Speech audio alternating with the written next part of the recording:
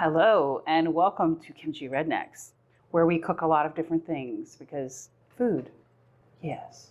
Sometimes we promise recipes and it takes A year a or bit two. to get to it. Interesting story here. So Kimchi Jjigae, which is what we're cooking today, finally, yay, is the very first dish that I ever learned to make. The very first Korean dish I ever learned to make. And it's like not even the first dish I ever showed you guys how to make. But we're making it today. So there's that, right? There we go. That's the important part, is you're going to learn how to make it today. All right. So with our kimchi jjigae, we are using pork in our kimchi jjigae. Now, normally I'd have a tteokbokki here, which is the hot stone pot. However, I don't have one big enough to do stew. And those things are really heavy. So we're going with my nice pot here that I invested for you. I bought this pot just to make the kimchi jjigae and any other jjigaes we make. See, I'm investing for our viewers. All right, so normally you make it in the little stone pot, but again, don't have one big enough, and I didn't really want one that huge, so went with this. This is easier for me, and it has a lid, and yay. Deal? Deal. All right, so very first step here we're going to start with is telling you whose recipe I'm using today. Whose recipe are we using today? I am using Maangchi's recipe because Maangchi's recipe is the very first one I ever made. Yeah. I love Maangchi. So recipe down in the notes, comments, whatever the heck that section is. Yeah. Yes, there. It'll be there, the recipe. Obviously, I'm American. I'm going to make some modifications of my own because, well, my pepper flavor taste buds, yeah, no.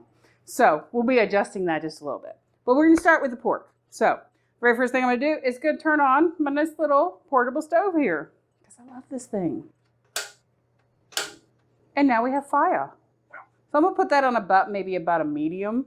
I already have a little bit of canola oil in there. So the very first thing I'm going to do is I'm going to stir fry / saute this pork, get a little brownish, and get it ready for the stew. We got about, how much did we say? About 6 ounces? Yes, about 6 ounces, yeah. Guesstimation here is about 6 ounces of pork. I could give y'all a random redneck attempt at a conversion to grams. I would guess somewhere around 150, but I'm too lazy to go look up the calculator. Meh, I think it'll be all right. So, all this is kind of sauteing a little bit and browning up. I might turn it down just a slight bit. I've got to chop an onion. About a medium onion. So is this a medium onion? Yeah, it looks good enough. All right. So I'm going to go ahead and get that chopped up. So once I get that chopped, thank you, sous chef. Once I get that chopped, I am also going to rinse off some mung bean sprouts because we like those in ours. And I'm going to chop up some green onion. And then the messy part of this is the kimchi, which I will actually cut because it's a lot easier if you cut that down a little bit because otherwise you've got big old cabbage leaves. And nobody wants that big of a cabbage leaf. You ever get that one piece that won't turn over? Always. All right, so I'm not going to dice it, but I am going to cut these kind of in half. Ooh, strong onion. Feel that one in my soul. And I'm going to be honest with you guys, I really love the smell of pork and onion together. So I'm going to add my onion to the pork while it's cooking just to get a little saute on the onion as well. Because I just find that to be a good flavor. How about you, Chuck? Smells good, at least. It's smelling good. It's a good plan. We're going to laugh when my pot is not big enough, aren't we? Probably. Yeah.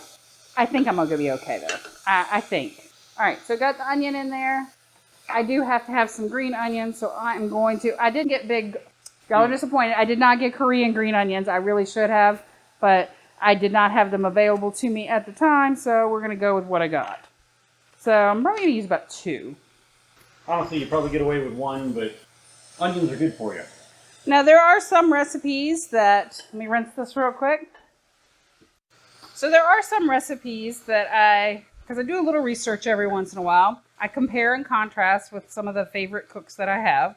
And there are some recipes that actually use the green pepper, the gochu, that Koreans like. A little bit spicy sometimes. The bigger ones less spicy. And we use that, I think we used it the last time we cooked our doenjang. So I actually didn't want to use that in this. And Maangchi doesn't call for that. So I'm not going to use it. If I try another recipe that calls for it, we'll try it then. But for here, we're just going to go with kind of staying close to and not butchering her recipe, because that would be nice, wouldn't it? What do you think, Chuck? Would that be nice? Yeah, maybe. All right, so I'm going to just put these aside because these will get all wilty if we put them in too early. And y'all know a wilty green onion sometimes is not all that great. All right, so then we've got, how much kimchi do I have right about here? This should be about 900 grams. 900 grams of kimchi, because it says so on the bag. So here is the interesting part. We're going to try and get this out of here without losing too much of the brine. You do want to use the brine, but right now what I really want to do is take this cabbage leaf here. Ooh, this is big. All right, so I managed to actually get it out without taking all the brine out. So the brine is going to go in there. So here I'm gonna, Here I'm gonna just chop up some of this just because it is huge and it is all one piece. And it is always good to have your kimchi in a little more bite-sized edible pieces. True story. Yep. And that we're not gonna eat because that's like more of an end.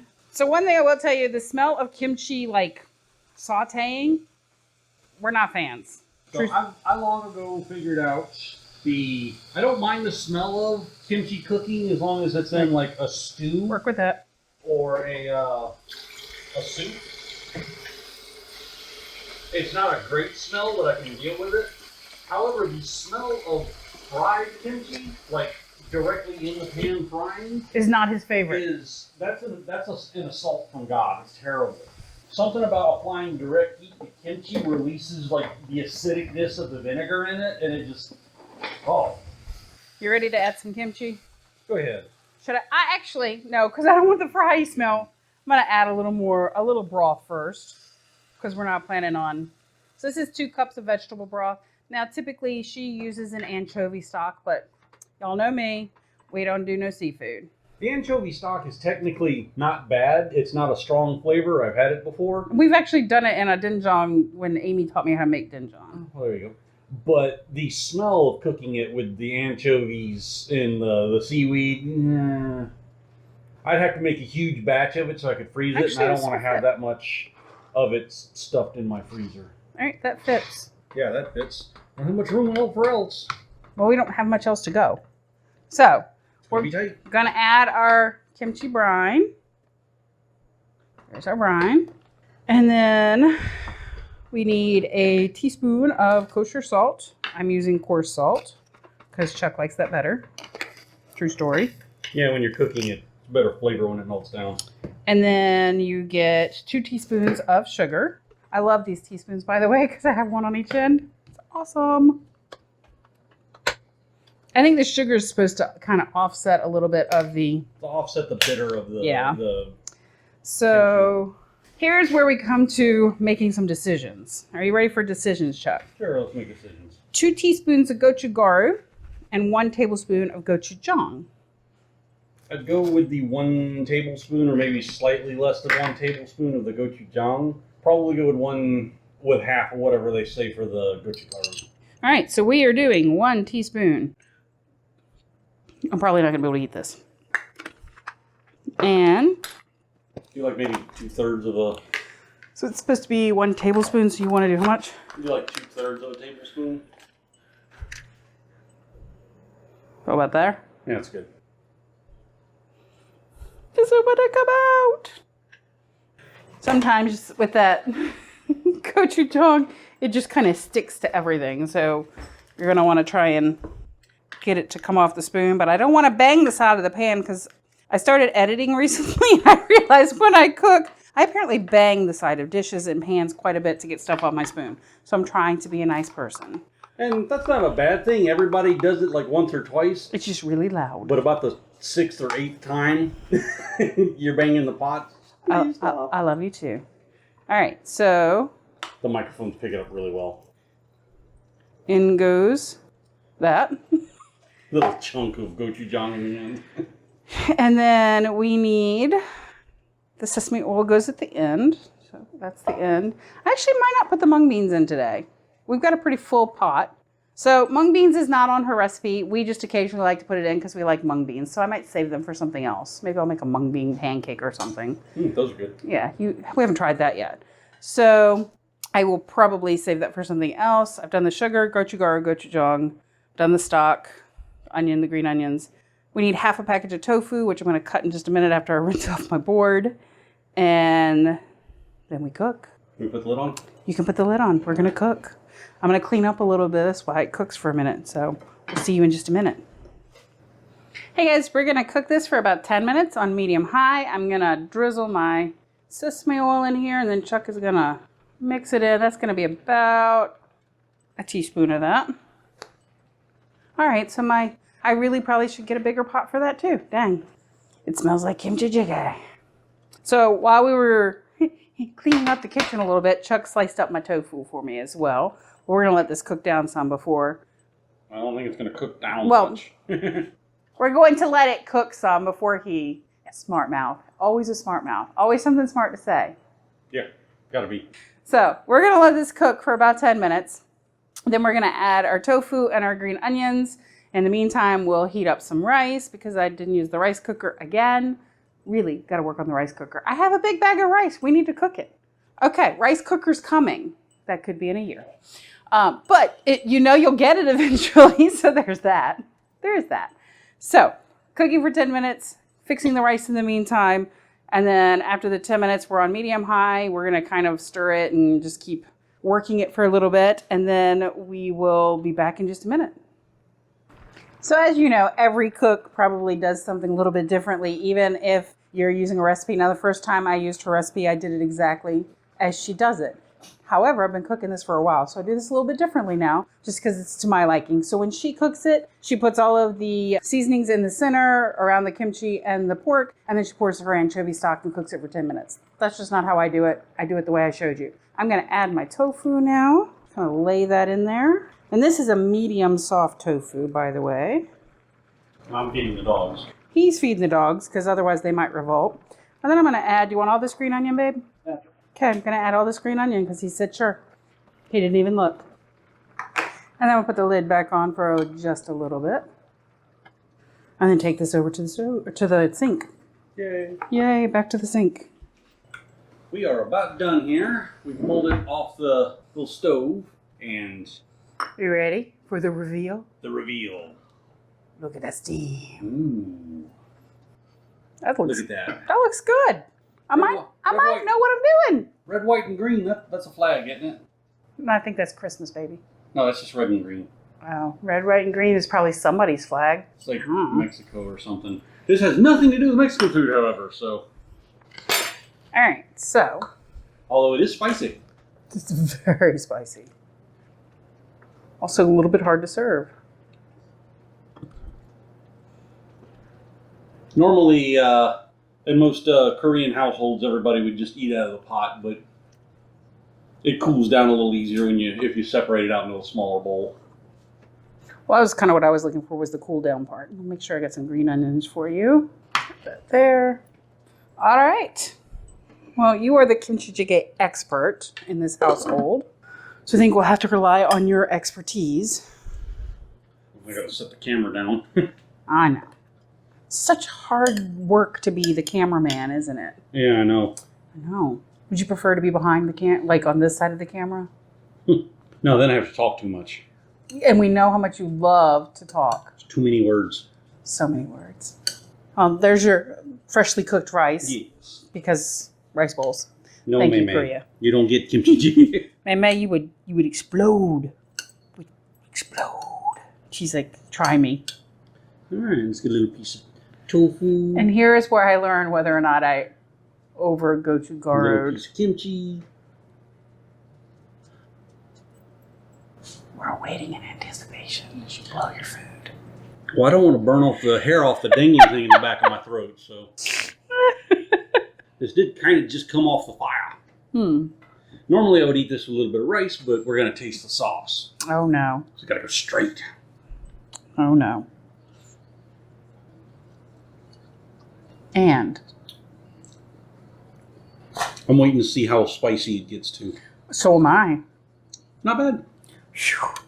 Now, he says this, and sometimes when he says not bad, what he means is not bad for Chuck, but bad for Melissa. He has had a moment or two, haven't you, babe? I'd give that about a 3 on the heat scale. All right.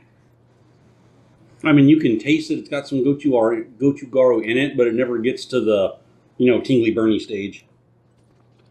You almost can't taste the spice right off the bat. Yeah, I can. No mayhem. Ow. So that's a good level of spice for me. That's something I can actually eat, which makes it a win. Are you going to dip it in your rice now? Some of the cabbage still has a bit of crunch, which is good. Oh, you kind of like it with a little bit of crunch. Yeah, I don't like it when the kimchi is stewed down so far that it's just kind of wilty. Mm. So then it's wilty and vinegary and stringy, and that's not real good. So I'm going to let mine cool a little bit because it is kind of scalding still. So we were discussing the future of the Kimchi Redneck channel. And what we have figured out is COVID-19 might have turned us into a new channel of cooking and tech stuff. And maybe ordering in food and yeah. Apparently all we're going to do is eat and work on computers. Yeah, unfortunately, just when stuff looked like they were about to start lightening up again, some moron decided to go clubbing, and now all of Seoul is a hotspot again. Well, so there's no real travel. I wasn't really planning on traveling at any point yet because we were going to give a little bit of time for Darwinism to take effect. Yeah.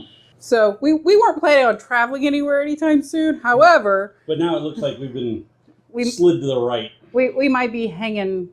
Yeah, I had hopes I was going to go back to work next week. I'm thinking Melissa and the dogs are going to be working together for a little while. I love you, babies, but I need to get out of the house. So I think this has probably cooled some more. Have a cooled bite and see if I can live. There's a bit of the pork. I've somehow managed to miss all the pork thus far. Yeah, my kimchi, come back. It's okay. I think I only have one piece of pork in my bowl. So the pork's relatively tender. Very tender. It chews really easily. Comes right apart. Doesn't fall apart, but it comes apart easily. And we used a pork tenderloin. Yeah. That's what we used. Which I'm probably going to use the rest of to slice into medallions, and I don't know, maybe I'll cook it in a ramen tomorrow or something. Or maybe I'll make some miso. Miso would be good. Ooh, because I have leftover tofu. Hey, maybe there's another video being filmed tomorrow. We got pork, we got tofu, we got onions. Now, does that mean you will see the miso video anywhere near this video? It depends on how our editing goes. Hey, I've been editing. She has. I have been editing, guys. I've learned how to edit-ish. We're going to go ish. I'm not half bad, although he tells me something's easy, and then I realize we never shut up. Where he's going to say, no, you never shut up. That's the fun part, is trying to clip out all the stuff where we can get off the path and wander like into the now. weeds. Yeah. Honestly, though, I can't lie, guys. This is what living with us is like. We get off the path and wander into the weeds. That's us. If you're not out in the weeds, you're not exploring. Hey, come on.